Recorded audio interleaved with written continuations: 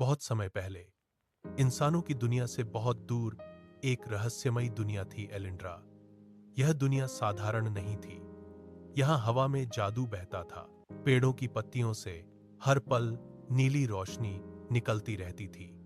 नदियां हर रात चांदनी में चमककर बहती थीं। पानी में छोटे चमकदार मछलियां तैरती थीं। पहाड़ों की चोटियों पर हमेशा सुनहरे बादल मंडराते थे। इस दुनिया में अलग अलग प्रकार के प्राणी रहते थे। जादूगर, योद्धा, आकाश में उड़ने वाले ड्रैगन और रात में घूमने वाले छाया प्राणी। सबने अपने अपने क्षेत्र में शांति से रहने का नियम बनाया था। इसी नियम की वजह से यहाँ सदियों से पूरी दुनिया में संतुलन बना हुआ था। एलिंड्रा के बीचों बीच एक विशाल बर्फ से ढका पहाड़ खड़ा था, अजराक पर्वत। कहा जाता था कि उस पहाड़ की गहरी चट्टानों के अंदर एक प्राचीन शक्ति छिपी हुई है। इस शक्ति का नाम था एथर हार्ट। यह शक्ति कितनी शक्तिशाली थी, यह पूरी दुनिया को नया जीवन दे सकती थी। हर सूखी जमीन को हरा भरा बना सकती थी, लेकिन एक ही पल में यह पूरी दुनिया को राख में भी बदल सकती थी। सदियों से कोई भी एथर हार्ट तक पहुंच नहीं पाया था, न ही किसी ने कभी उसे अपनी आंखों से देखा था। यहां तक कि सबसे ताकतवर जादूगरों ने भी कोशिश छोड़ दी थी। सदियों से यह संतुलन बना हुआ था, जो पिछले कुछ महीनों से धीरे धीरे टूटने लगा। पहले बस हवा में अजीब सी ठंडक फैलने लगी, फिर अंधेरी छायाएं दिन के उजाले में भी घूमने लगी। पेड़ों की पत्तियों से निकलने वाली नीली रोशनी हर दिन कम होती जा रही थी। चमकदार मछलियां नदियों से गायब होने लगी। सुनहरे बादल पहाड़ों की चोटियों से दूर हटने लगे। किसी को समझ नहीं आ रहा था कि ये सब क्यों हो रहा है, लेकिन हर किसी को महसूस हो रहा था कुछ बड़ा गलत होने वाला है। अब हम बात करते हैं धरती की दुनिया की। उत्तराखंड के एक छोटे से शहर में एक 17 साल का लड़का रहता था, आरव। आरव की पूरी जिंदगी बिल्कुल साधारण थी। हर दिन का रूट एक जैसा चलता था। सुबह स्कूल जाना, दोपहर को दोस्तों के साथ क्रिकेट खेलना, शाम को होमवर्क करना। बाकी समय वह मोबाइल पर वीडियो देखता या अपने कमरे में खिड़की के पास बैठकर बादलों को देखता रहता था। उसके माता पिता ऑफिस में काम करते थे, इसलिए वह ज्यादातर दिन अपने कमरे में अकेला ही रहता था। लेकिन पिछले 3 महीने से उसे हर रात एक ही अजीब सपना आता था। हर रात वह खुद को एक अजनबी जगह पर खड़ा पाता था। वहां आसमान पूरा बैंगनी रंग का होता था।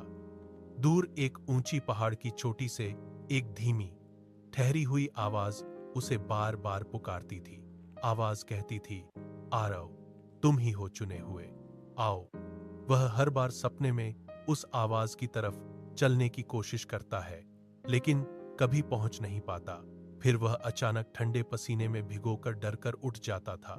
कमरे की लाइट जलाकर वह घंटों बिस्तर पर बैठा रहता था। दिल की धड़कन शांत होने का इंतजार करता था। उसने अपने सबसे अच्छे दोस्त को भी यह बात नहीं बताई थी। वह सोचता था कि दोस्त उसे पागल समझेगा, लेकिन सपने रुकते नहीं थे। हर रात वह आता और हर बार आवाज ज्यादा तेज होकर पुकारती थी। एक दिन ऐसा आया जब आरव के माता पिता सुबह ही ऑफिस चले गए थे। आरव अपने कमरे में अकेला बैठा स्कूल का प्रोजेक्ट बना रहा था। कागज पर पेंसिल चला रहा था कि अचानक उसके कमरे के कोने में खड़ी पुरानी लकड़ी की अलमारी से हल्की सी हलचल महसूस हुई। फिर धीरे धीरे अलमारी की दरारों से नीली रोशनी रिसने लगी। शुरुआत में वह बहुत धीमी थी, जैसे कोई मोमबत्ती जल रही हो, लेकिन बस कुछ ही सेकंड में वह रोशनी तेज होने लगी। दरारों से निकलकर वह फर्श पर फैलने लगी, फिर दीवारों तक चढ़ गई। आरव के पैरों के आसपास तक नीली चमक फैल गई।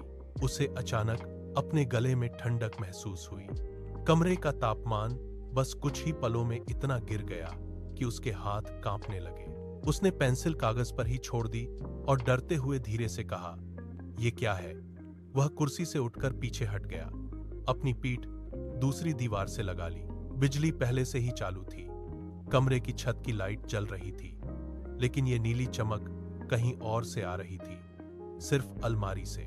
न तो वह बिजली की तरह चमकती थी, न ही उसका रंग किसी बल्ब से मेल खाता था। वह एक अलग ही तरह की चमक थी जो हवा को भी चमकदार बना रही थी।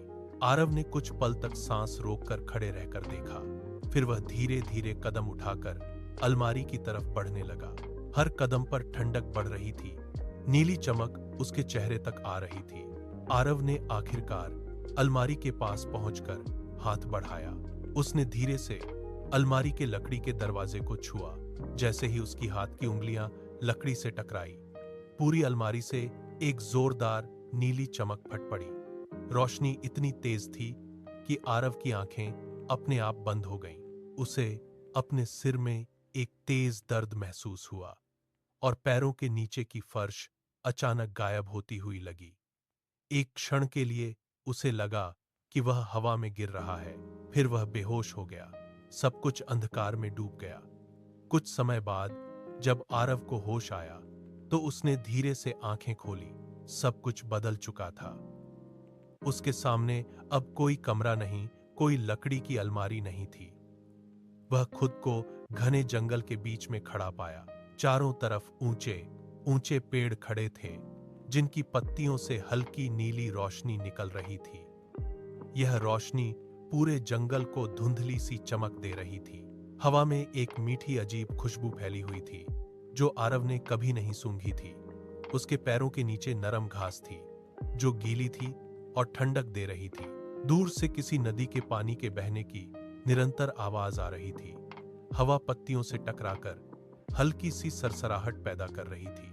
आरव अभी भी चारों तरफ घूमती आंखों से सब कुछ देख रहा था। उसका दिल छाती के अंदर इतना जोर से धड़क रहा था कि उसे अपने कानों में उसकी आवाज सुनाई दे रही थी। वह कुछ बोलने ही वाला था कि तभी उसके पीछे से एक ठहरी हुई शांत आवाज आई। तुम एलिंड्रा में हो। आरव अचानक चौंक गया। वह एक ही पल में तुरंत पीछे मुड़ा। पीछे एक लंबी आकृति खड़ी थी जो पत्तियों की नीली चमक में साफ दिखाई दे रही थी। उसके हाथ में एक लकड़ी का स्टाफ था जिसके ऊपर एक छोटा नीला चमकदार पत्थर जड़ा हुआ था। पत्थर से हल्की नीली चमक निकल रही थी जो हवा में फैल रही थी। मेरा नाम लायरा है। मैं एलिंड्रा की जादू परिषद की तरफ से आई हूं। लायरा ने धीरे से कदम बढ़ाकर आरव की तरफ आई। आरव अभी भी हैरानी से उसे देख रहे थे। वह यहाँ कैसे आए? ये कौन है? ये सब कुछ क्या हो रहा है? कुछ भी समझ में नहीं आ रहा था। आरव, लायरा ने रुककर आरव की आंखों में सीधे देखा। फिर उसने गंभीर और दृढ़ आवाज में कहा, और तुम ही हमारी दुनिया की आखिरी उम्मीद हो। न सिर्फ एलिंड्रा की, बल्कि तुम्हारी धरती की दुनिया की भी। आरव के मुंह से अचानक सांस रुक गई। वह एक कदम पीछे हट गया। उसके पैर जमीन पर जम गए, जैसे कोई उन्हें खींच रहा हो। उसने हैरानी और घबराहट में लायरा की तरफ देखा। आंखें फटी हुई थीं। लायरा का चेहरा गंभीर हो गया। उसकी आवाज में भारी खतरे का एहसास था। वह धीरे धीरे पूरी कहानी खोलने लगी। एलिंड्रा पर अब एक अंधेरी शक्ति का खतरा मंडरा रहा है।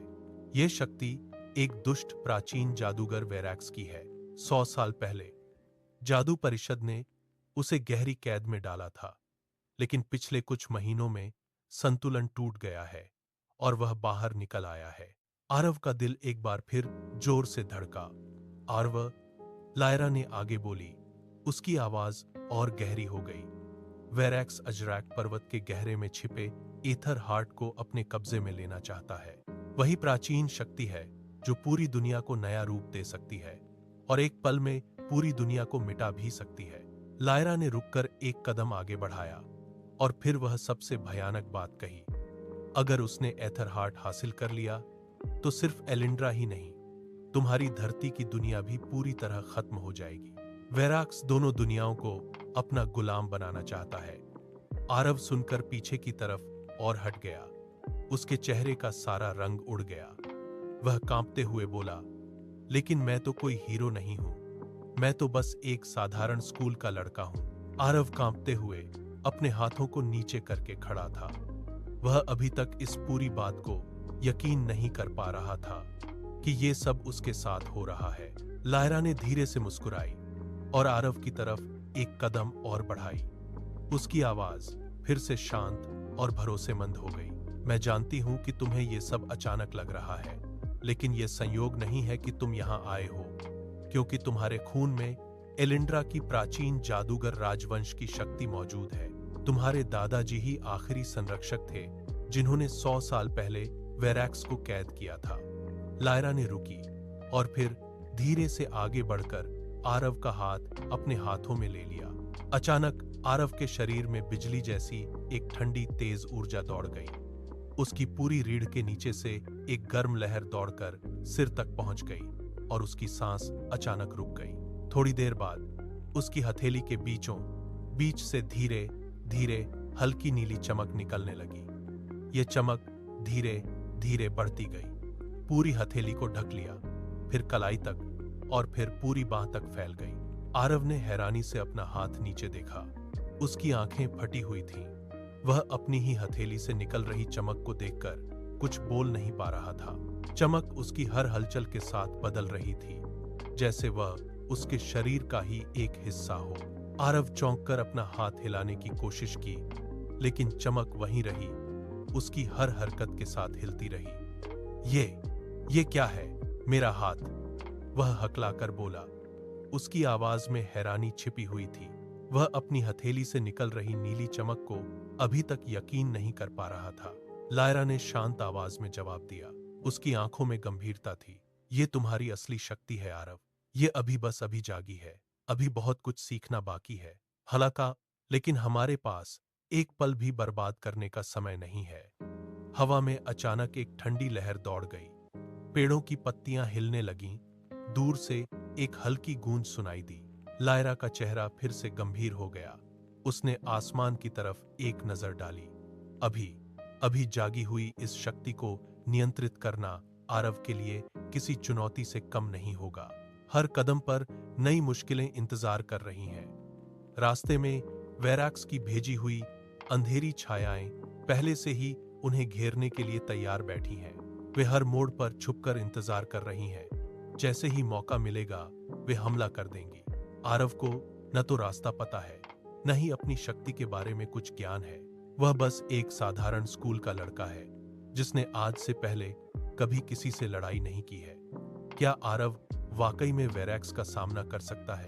क्या वह समय रहते अजराक पर्वत तक पहुंचकर एथर हार्ट को बचा सकेगा? क्या वह दोनों दुनियाओं को वेरैक्स के कब्जे से बचा पाएगा? अगले भाग में हम आरव का पहला युद्ध देखेंगे, जब जंगल के अंधेरे से निकलकर अंधेरी छायाएं उन पर अचानक हमला कर देंगी।